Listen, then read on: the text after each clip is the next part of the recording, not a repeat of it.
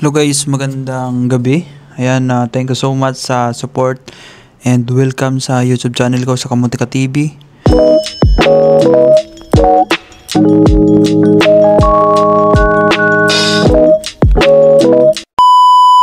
Sa mga hindi pa nakapag-subscribe dyan, subscribe nyo na. And baka kayo na lang hindi pa nagsusubscribe. Ayan guys, salamat sa support. And sa mga magsusupport pa lang, ayan, thank you in advance and subscribe muna. And guys, pa-follow yung pages ko sa FB. Ayan, like and follow. Ayan, kung may pwede nyo rin i-share. Thank you so much guys sa support. And ayan, shout out sa lahat sa mga lagi nanonood, especially sa mga taga Middle East. Ayan, thank you so much guys. Hindi ko na kayo pangalanan. Ayan, alam nyo na kung sino kayo. And dyan sa Pilipinas, ayan, thank you so much guys. Mga taga Hong Kong, shout out.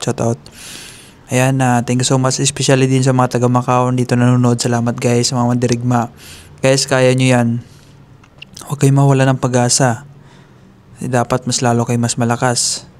Lalo na pag paubos ng visa, hindi yung paubos ng visa, paubos na rin yung energy nyo, di ba? Dapat mas lalo kayo magpupursige pag ganun. Dapat nga, mahaba pa yung visa mo, porsigido ka na, di ba? Hindi yung kung kailan paubos ng visa mo, doon ka na maghahanap ng paraan, doon ka na didiskarte. Hindi dapat ganun guys. Dapat yung visa mo is mahaba pa. Dapat madiskarte ka na, di ba? Dapat doon pa lang. Hindi yung nasa huli yung mo. Kumbaga doon ka na bumilis nung patapos na. Di ba? Hindi yun. Dapat una pa lang, andun na yung energy mo. Tsaka positive lagi. Tsaka dasal guys, dasal. Napaka-importante sa mga mandirigma dito sa Macau. Yan talaga importante. Prayer. Kasi di nyo yung kaya. Kailangan nyo ng gabay. Napaka powerful yung prayer guys. Totoo yan. Lahat ng nangyayari sa buhay mo is control yan sa taas. Kung wala kang dun sa taas. Kung wala kang access. Mahirap yan guys. Mahirap magsulo. Totoo yan. Dapat gabi-gabi prayer. Ganun.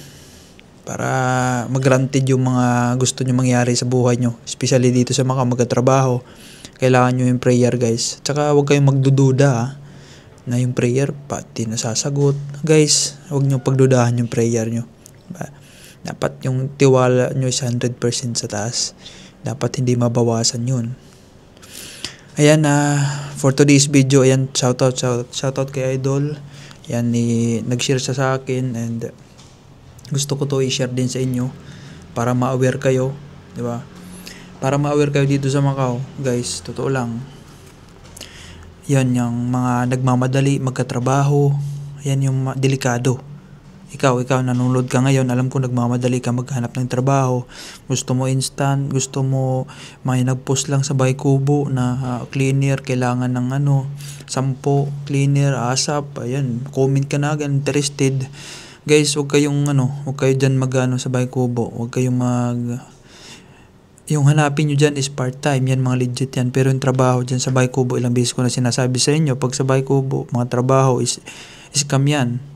Alam nyo guys, kung totoo yan, yung mga agency kung mga agency may quota, hindi na nila kailangan mag-post sa Bahay Kubo. Hindi na nila, isipin mo na lang araw-araw, isipin mo yun Araw-araw, ang dami nagpapasa sa kanila ng CV, doon sa mismo sa opisina, sa agency mismo. O ba't kailangan pa nila mag-post? Diba? Doon na sila kukuha sa mga nagpapasa doon na sila pipili. Ang dami doon, isang karton na nga yung lagi araw-araw na CV. O ba't pa silang pupus nun sa Bahay Kubo? Isipin mo yan, isipin mo dapat open-minded ka, isipin mo yun. Tapos yung magpupus pa doon, dami account. Isipin mo yun, sa account pa lang na dami. Yun pa lang isipin mo na yun, na scam yun. Sabihin natin, wala kaming hingin sa wala kaming hingin na bayad. Importante is makapasok muna kayo. Yun. Basta huwag kayo maglalabas ng pera kahit 10 MOP, 50 MOP. Huwag kayo. Kasi once na humingi yan ng kahit magkano is scam yan. Pag may money involved, lagi ko sinasabi, scam yan. Guys, ang dami na scam na ngayon dito ng mga Pilipino. Hindi lang Pilipino nang i-scam ngayon. Ibang lahi na. And guys, yung pag-usapan natin ngayon for today's video is may mga ibang lahi na nang i-scam mo yun. Especially dun sa mga agency, may mga ibang lahi. Ayan, Indonesian daw, tumira sa kanila. Ayan, shoutout kay Idol. Kaya mo yan kung mapapanood mo to guys. Idol, mapapanood mo tong vlog ko, is para sa'yo. Bawi ka na lang pagbalik mo, and for sure magiging stronger ka na, diba? Ni-scam daw siya, and then sabi ko is okay yan. Alam nyo ba guys kung bakit ko sinabi na okay yan? Okay na na-scam ka kasi nga ano yun sa'yo lesson yan. Sa sunod niyan never ka na mai-scam kasi nga na-experience mo na. Hanggat di mo na-experience yung mga ganun bagay is hindi ka maniniwala na may scam pala dito, diba? Hindi ka maniniwala kasi di mo na-experience diba? Hanggat hindi mo na-experience yung mga scam na yan is hindi ka maniniwala. Ngayon na-scam ka na is talagang magtatanda ka na, hindi ka na ma-scam kasi alam mo na diba? Ganun. Sabi ko sa kanya is ano yan sa'yo? Lesson learned yan. Kasi nagmamadali daw siya, paubos na visa niya. Sabi ko, the more na nagmamadali ka na makatrabaho, hindi ka duman sa proseso, is dyan ka may scam. Kasi atat ka na. Kung sino lang mag-ano sa'yo dyan bumulong is kukunin mo na. Diba? Kung dumaan ka sa proseso, nag-apply ka sa mga agency, is walang scam na mangyayari. Hindi ka papatos dyan sa mga post-post na yan. Diba?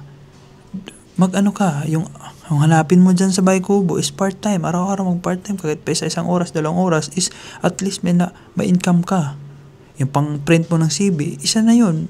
At least may pangkukuhaan ka ng pang-print mo araw-araw ng CV. Hindi yung manghihiram ka pa doon or manghihingi ka sa kapatid mo, pinsan mo. Hindi yan lagi may pera. Diba? Yung mga yan, may pera lang yan na marami pag sahod. Pero yung paano na yung kalahati na ng buwan, ayan, tagilid na yan. Kaya guys, wag mahiya kayo sa mga hiningan nyo. And then sa may mga bayad na agency, wag kayo dun mag-focus. Wala kayo mag-focus yan kasi minsan walang makakuta yan.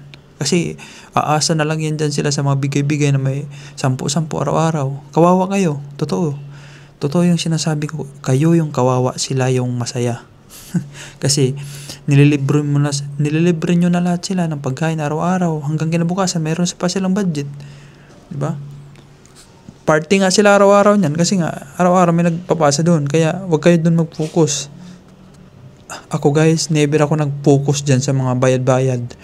Di nga ako nadaan lang ako dyan Tiyatawanan ko lang yung mga nagbibigay doon na walang kalam-alam na dapat tanungin nyo muna kung may kuta o wala. Kasi yung iba, bigay lang na bigay doon. Kaya kawawa guys, share nyo tong video sa mga kakilala nyo naghahanap ng trabaho. Baka isa na yun sila sa bigay ng bigay doon na wala palang kuta sa mga agency. Tapos kung may kuta man, tingnan nyo yung experience nyo, kung save nyo kung mayroon bang ano doon.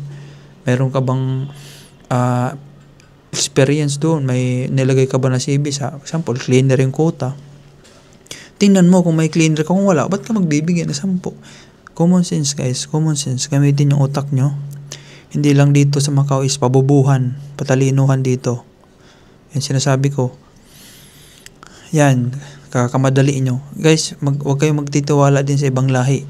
Yung magbibigay ng trabaho guys, pagdudahan nyo na. May makilala kang ibang lahi, you want a job? I have a agency and then my agency is have quota like this. Okay, sabihin mo na okay. Pero pag may money involved, lagi nyo ipasok sa utak nyo, pag may money involved, wag kayong mag-ano dyan Lagi kong sinasabi sa inyo yan, hindi kayo nakikinig Huwag kayong atat magkatrabaho. Mag-atat man kayo maghanap ng trabaho, hindi magkatrabaho. Atat kayo maghanap ng trabaho, yung legit Kasi pag dumaan kayo sa mga agent na yan, ayan, mga agent na yan, ang daming nagmi-message sa akin, idol, na naubos na lang visa ko, antay ng agent ko, na sabi bibigyan ako ng trabaho.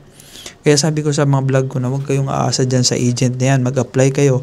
Kung pinangakuan man kayo na ganun, okay. Pero mag-apply pa rin kayo. Kung makaano ka naman ng trabaho, i-cancel mo na yan sa agent mo. Pero wag ka magsasayang ng araw dito sa Macau. Kasi bawat araw is mahalaga. Sabi ko kay Idol, na-scam daw sila ng Indonesian. Marami sila na-scam. Indonesian. Sabi ko, hayaan mo na yun kasi lesson learned sa inyo. Kasi gusto daw niya magkatrabaho, papagod na raw siya. Araw-araw. Sabi ko, ganun yun. Pinagdaanan ko yan. Alam ko yan kung anong sitwasyon mo. pinagdaanan ko yan, araw-araw. Ganun yun talaga, guys. Kailangan nyo lang magtiyaga. Pero pag nagkatrabaho naman kayo, worth it dito sa Macau. Worth it talaga. Totoo yan. Tiyagain nyo muna yan sa ngayon. Kasi wala pa naman kayong pinagkakabalahan dito. Yun lang naman pinunta nyo dito, maghanap ng trabaho. Huwag kayong tamarin. Tiyagain nyo talaga. Diba? Tiyagain nyo. Ganun, huwag kayong magtitiwala kahit kanino dito. Totoo yan. Lalo na pag wala kang mag-anak, mag-isa ka lang. Talagang sarili mo dapat yung anuhin mo. Sarili mo lang pagkakatiwalaan mo dito. Magsulok ka. Kung may kaibigan ka man na dalawa kayo lagi, sipagan yung dalawa. Yun lang yung yun lang yung solusyon. Yun lang yung paraan para maghanap kayong trabaho. Sipagan nyo, diskarte kayo. Hindi lang kayo dapat sa mga agency, mag-online kayo. Ang daming establishment dito sa paligid na ini-ignore nyo lang. Inaantay lang kayo magbigay ng CV doon. Magbigay kayo doon, huwag kayo mahiya. Diba? Kayo mahiya, huwag kayo lagi mag-iisip na walang quota. Huwag kayo mag-iisip ng ganun. Laging may quota, lagi nasa utak nyo ganun. Diba? Ang hirap, nakakalungkot na si Idol na isahan ng ibang lahi. Diba? Hindi lang Pinoy dito nang scam. May ibang lahi din. Mas malala pa. Diba? Hindi ko alam kung may mga vlogger din ng mga ibang lahi. Mga Indonesian na vlogger. Pinoy meron. Ako yung nagbablog dito about sa mga ganyan-ganyan. Mga trabaho, mga location ng agency. Yan. Tiwala ka sa sarili at magdasal kayo. And Idol, kung napapanood mo yan, ngayon napapanood mo yan, yung vlog ko na to is para sa'yo. And kaya mo yan. Maging strong ka sa pagbalik mo, bawi ka. And yung mga ginawa mo dati, nung nandito ka, kaya ka nag-Thailand, huwag mo na ulitin. Kasi pag inulit mo yan, babalik ka naman sa Thailand. Hindi magbabago yung takbo ng takbo ng kapalaran mo hangga't di mo iniiba. Hindi ka nag-iba ng daan. Kung yung pa rin yung dinadaanan mo kaliwa, lagi na lang yan, babalik ka doon sa pupuntahan mo. Mag-iba ka, daan ka sa kanan para mapunta ka sa trabaho. Kasi yung kaliwa, pa-Thailand yan eh. Diba? Kaya mo yan. Huwag kayo guys mawala ng pag-asa. And kung mag-Thailand man kayo, for sure pagbalik nyo mayroon na kayong trabaho. Yung tandaan nyo. Habang nandun ka sa Thailand, mag-pray kayo na, Lord, i-prepare mo na yung trabaho ko dyan sa Macau para pagbalik ko, I'm ready na. Ganun. Pinagpapahinga ka lang kayo niyan dyan sa Macau. Sa Thailand, pinagpapahinga. Kasi ganun ako dati, pinagpahinga ako. And nag-rest naman ako, siyempre nag-enjoy. Enjoy nyo yung buhay nyo dyan kasi pag nagkatrabaho kayo sa Macau, hindi na kayo makakabalik dyan sa Thailand. Kasi mas priority nyo na sa Pinas, siyempre. Kasi andun yung pamilya nyo. Sa Thailand, talagang bakasyonan lang yan, mga mag-exit. Yung mga walang pamilya. Yan. Pero pag may pamilya, Pinas talaga.